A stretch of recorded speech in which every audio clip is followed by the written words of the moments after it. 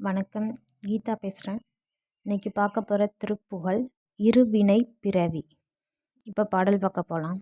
இருவினை பிறவி கடல் மூழ்கி இடர்கள் பட்டு அலைய புகுதாதே திருவருட்கருணை பிரபையாலே திறமென கதியை பெறுவேனோ அரியயர்க்கு அரிதர்க்கு அரியானே அடியவர்க்கு எளிய அற்புதனேயா குருவென சிவனுக்கு அருள் போதா கொடிமுடி குமரப் பெருமாளே. இப்போ அந்த பாடலுக்கான விளக்கம் பார்க்கலாம். நல்வினை தீவினை இரண்டின் காரணமாக ஏற்படும் பிறவி என்ற கடலில் மூழ்கி துயரங்கள் ஏற்பட்டு அலைந்து திரிய புகாமல் உனது திருவருளாம் கருணை என்னும் ஒளியாலே உறுதியான வகையில் நான் நற்கதியை பெறமாட்டேனா? திருமாலும் பிரம்மாவும் அறிவதற்கு அரியவனே, உன் அடியவர்க்கு எளிதாக கிட்டும் அற்புதமான நண்பனே, குருமூர்த்தியாக